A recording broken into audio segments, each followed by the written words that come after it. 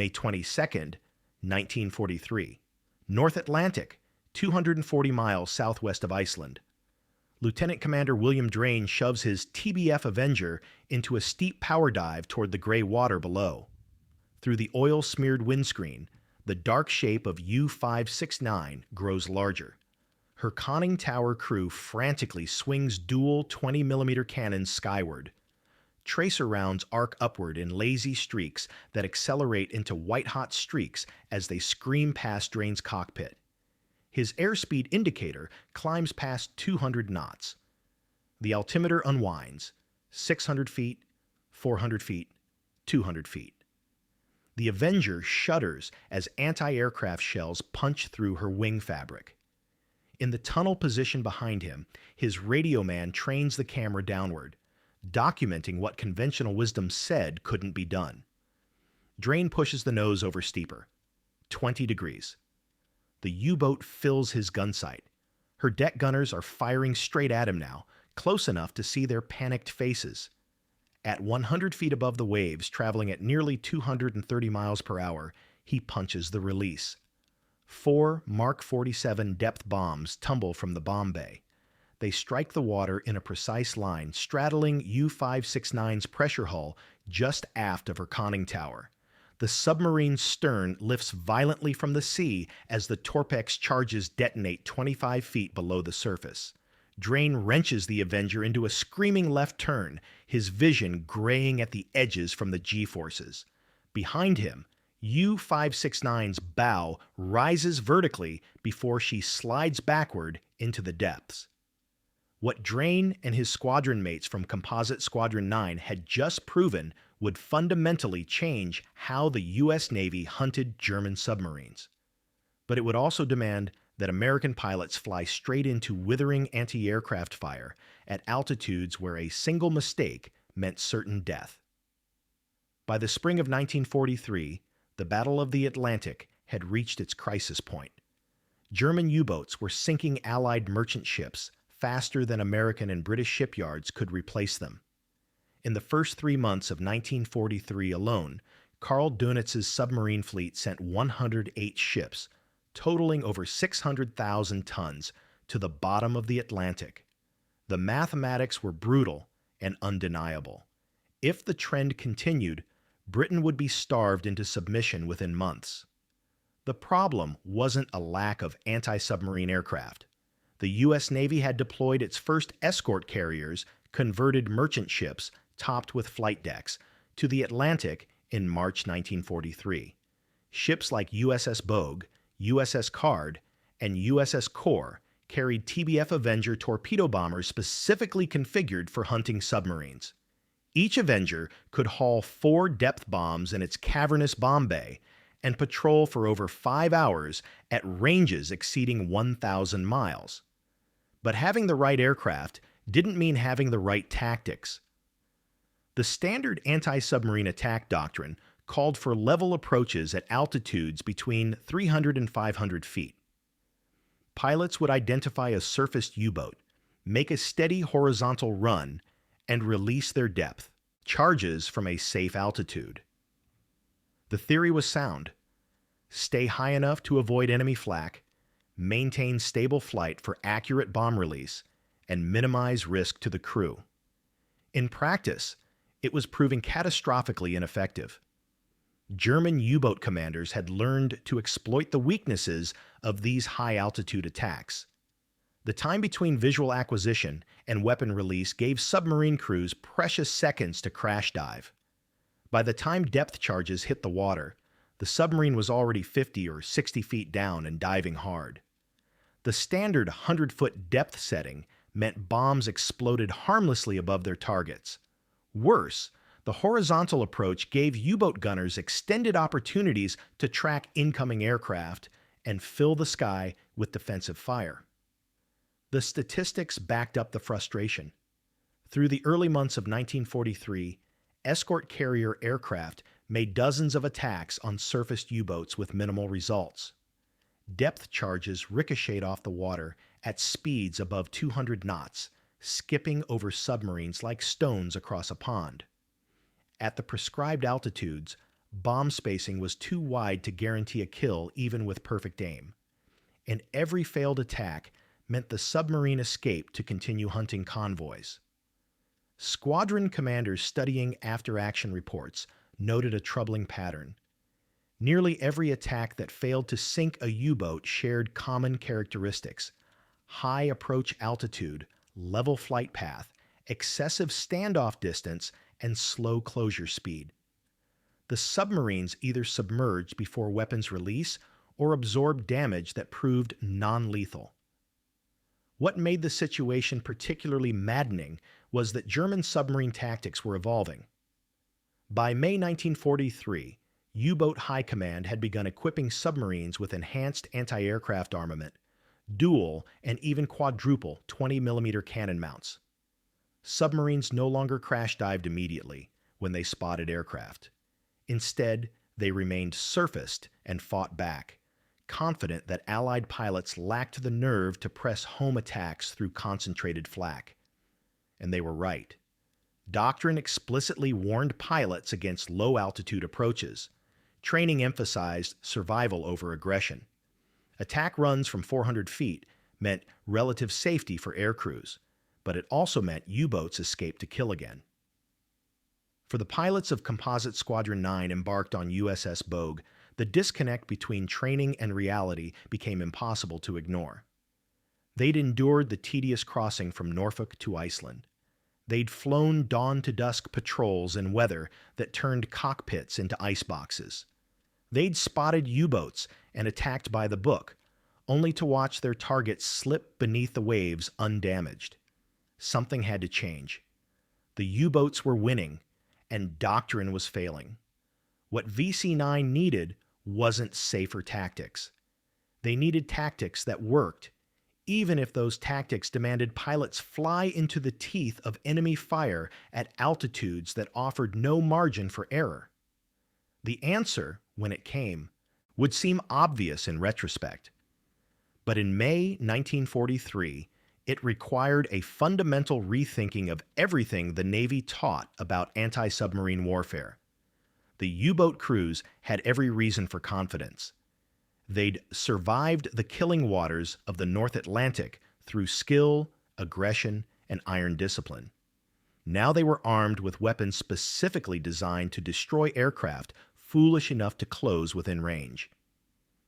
Allied airmen lacked the stomach for real combat. One U-boat commander wrote in his patrol log after successfully driving off an attacking bomber. They make their runs from safe altitudes and flee at the first sign of resistance. It wasn't entirely wrong. German gunners were well trained, and their new 20mm mounts could put out over 800 rounds per minute. The geometry of engagement favored the submarine. A level-flying aircraft presented a stable target moving in a predictable path. The pilot couldn't maneuver aggressively without ruining his bomb run. What the Germans couldn't have anticipated was what desperation could produce.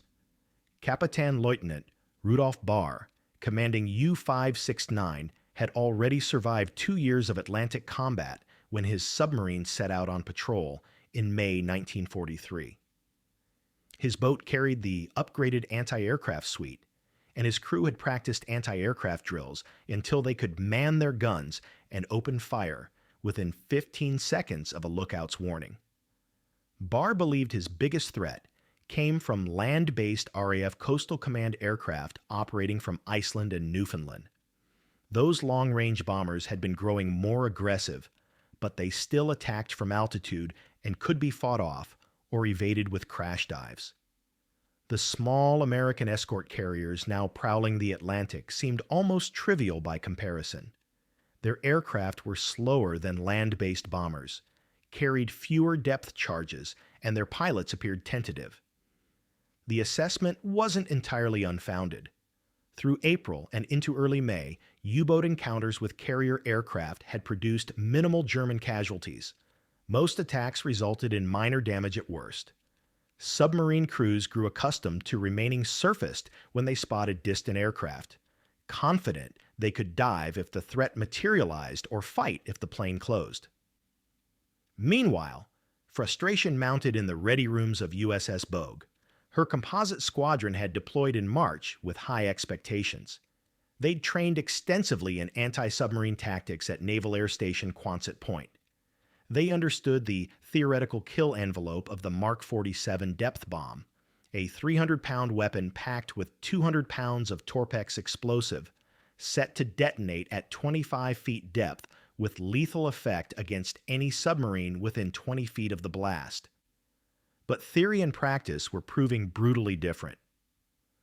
On May 21st, Lieutenant Commander Drane had spotted U-231 at twilight and executed a textbook attack: steady approach, level flight, weapons release at 400 feet.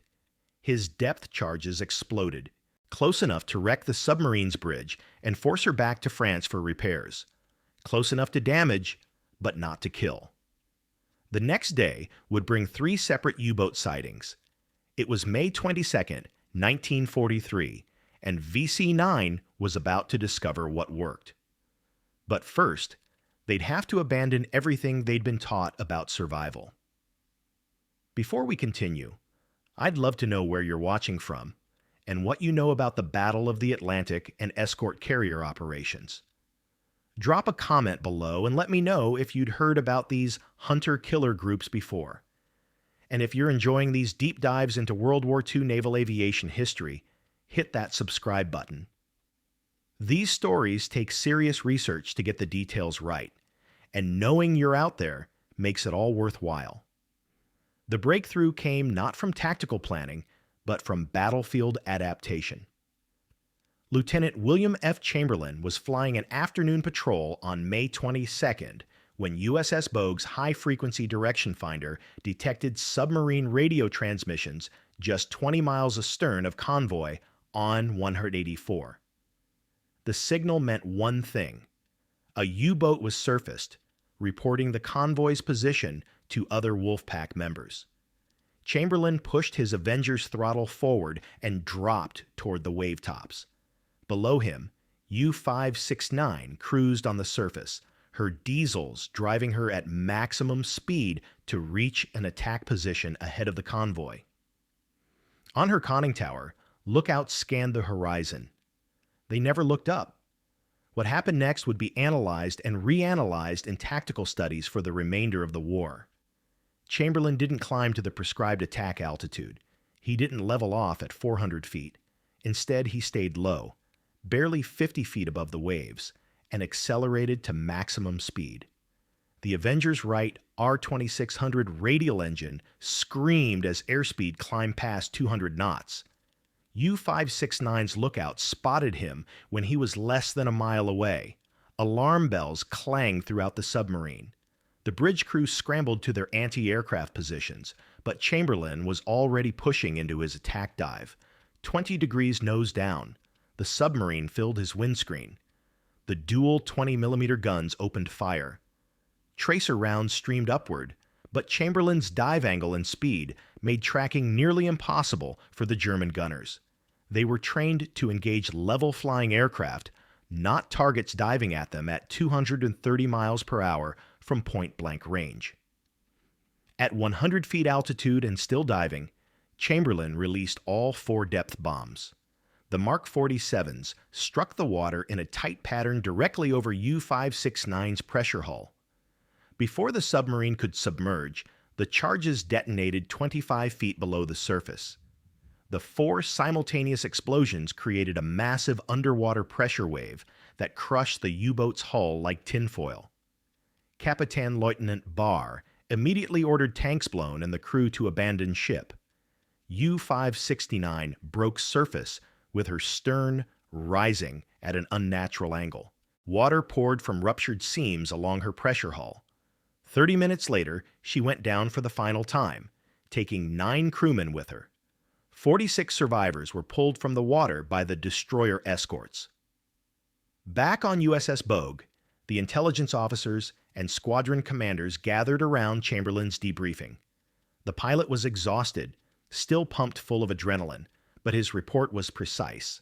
Low altitude approach, high speed closure, steep dive angle, weapons release at minimum altitude. The technique had worked, But had it been luck, or could it be repeated? The answer came 2 days later. On May 24th, the same tactics claimed another victim. Again, a low-altitude approach that denied the submarine time to dive. Again, a steep attack angle that disrupted enemy gunners' aim. Again, depth bombs released at 100 feet altitude at speeds exceeding 200 knots. The bombs struck the water with their noses slightly down, driving deep before detonating in a lethal pattern that gave submarines no escape. The key insight emerged from studying the mechanics. A level drop from 400 feet meant depth charges hit the water in a long, spread-out pattern as they fell through the air. Spacing between impacts could exceed 100 feet, too wide to guarantee kills against a 250-foot submarine. But a steep diving release from 100 feet compressed the spacing dramatically. The bombs struck almost simultaneously in a 75-foot pattern that ensured at least one, and usually multiple, explosions within lethal range. The dive angle served another critical purpose. It drastically shortened the time U-boat gunners had to track and fire. A level approach at 400 feet gave defenders 30 to 40 seconds to acquire, track, and fire on the incoming aircraft.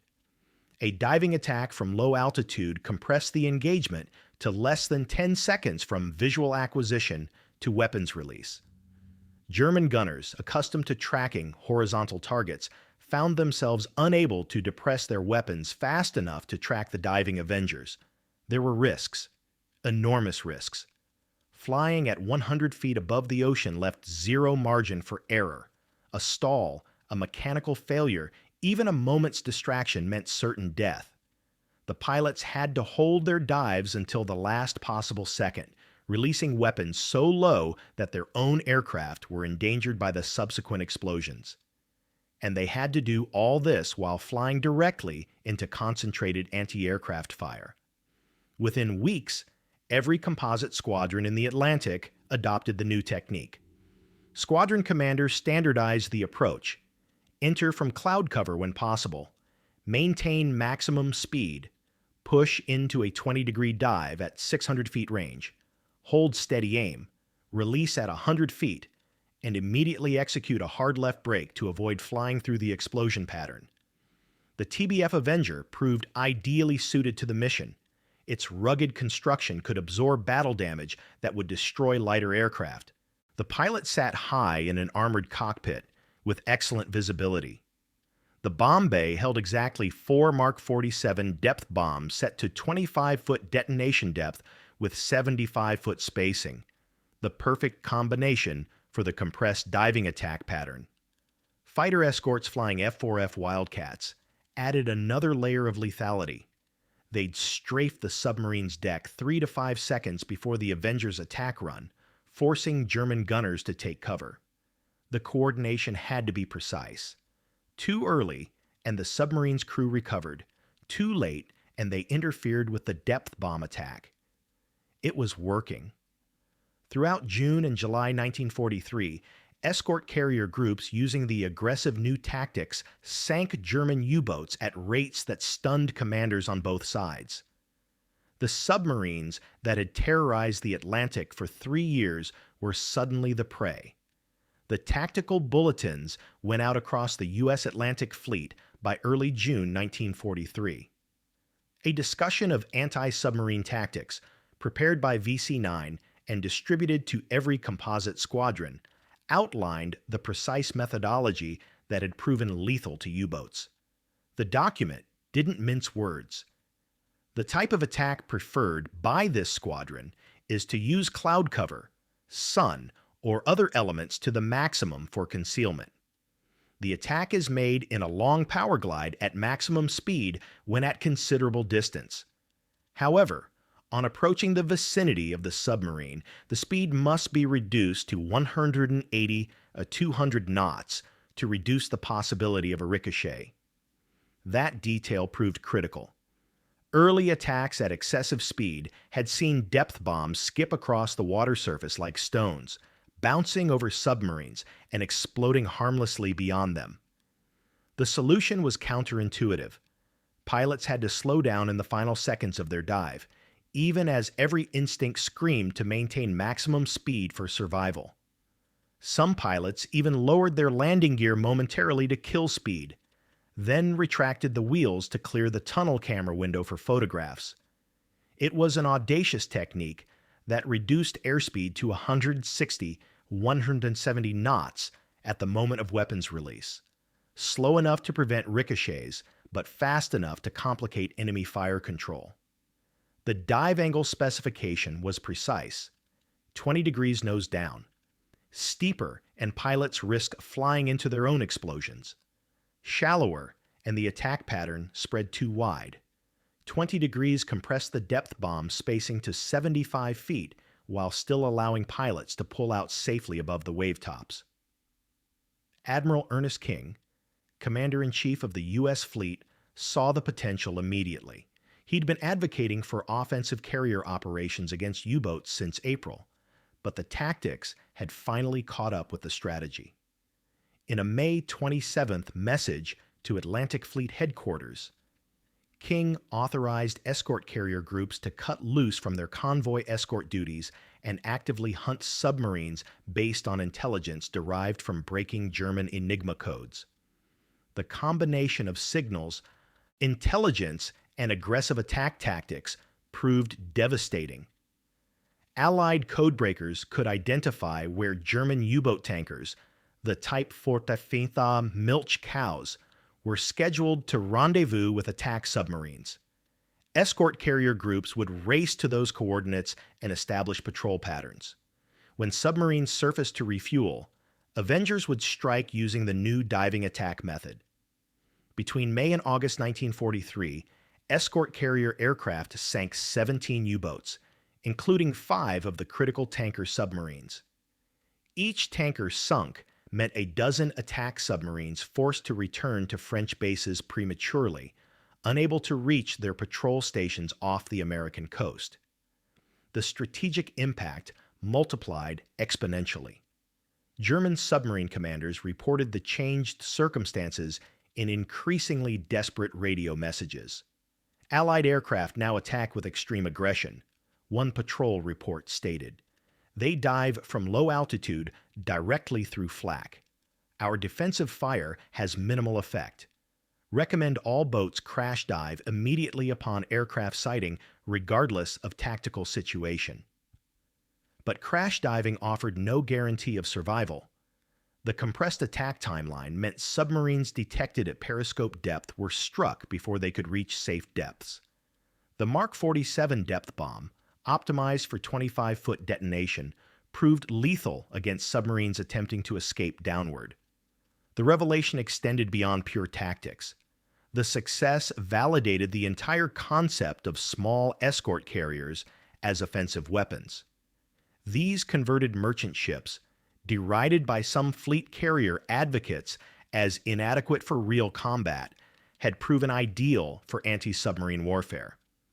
They were numerous, expendable if necessary, and carried enough aircraft to maintain continuous patrols across thousands of square miles of ocean.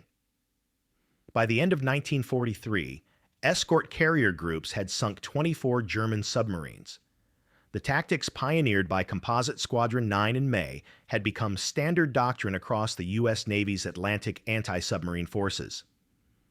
Lieutenant Commander William Drane survived the war and retired from the Navy as a commander. His innovations in anti-submarine tactics earned him the Navy Cross and recognition as one of the pivotal figures in winning the Battle of the Atlantic. The citation accompanying his decoration specifically referenced his aggressive spirit and disregard for personal safety in developing the diving attack methodology. The statistical impact of the new tactics became undeniable by late 1943. German U-boat losses had skyrocketed from 38 submarines in May 1943 to 237 by the end of 1944. Admiral Karl Dönitz, commander of Germany's submarine fleet, was forced to abandon the North Atlantic convoy routes entirely by mid-1943. The unrestricted submarine warfare that had nearly strangled Britain into submission collapsed under the weight of unsustainable losses. escort carrier groups accounted for 53 confirmed U-boat kills during the war, with another dozen probable or damaged beyond repair. As Admiral Francis Lowe, Chief of Staff of the U.S. Navy's 10th Fleet, noted in an October 1944 memorandum, CVE support groups accounted for about 60% of all U-boats sunk by U.S. forces in the Atlantic and Mediterranean during the 6 months April through September 1944. Individual escort carriers built legendary records. USS Bogue's aircraft sank 13 submarines. USS Card's composite squadrons claimed 9. USS Core destroyed 8. USS Guadalcanal's group not only sank 3 U-boats, but captured U-505 intact in June 1944, the only German submarine captured by U.S. forces during the entire war. That submarine, preserved today at the Museum of Science and Industry in Chicago, stands as a monument to the effectiveness of escort carrier operations.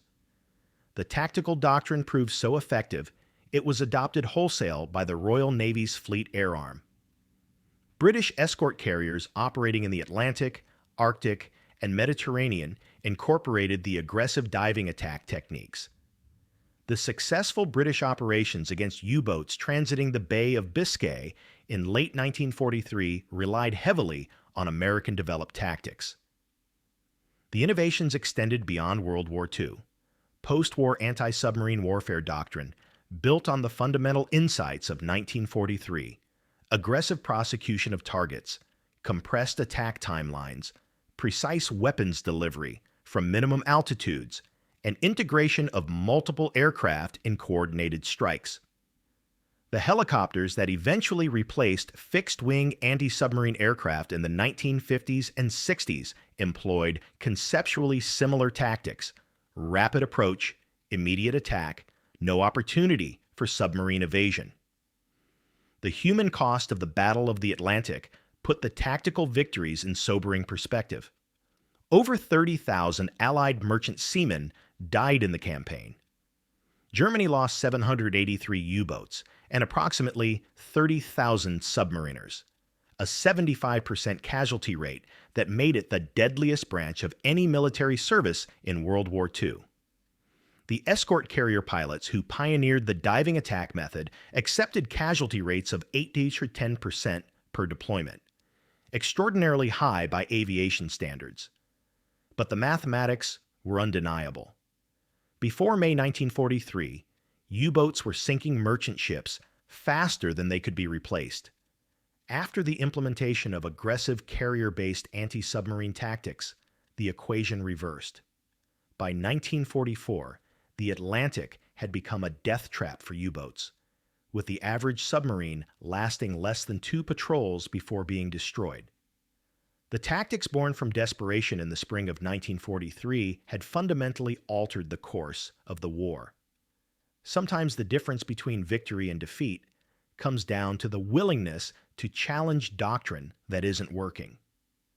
The U.S. Navy entered the Battle of the Atlantic with sensible, cautious tactics designed to minimize risk to its air crews. Stay high, stay safe, follow the manual. The problem was that sensible tactics were losing the war. What Lieutenant Commander William Drane and his squadron mates discovered was that effective anti-submarine warfare demanded accepting extraordinary risk, flying at 100 feet above the ocean, diving through concentrated anti-aircraft fire, releasing weapons so close that their own explosions threatened them. These weren't the actions of reckless pilots.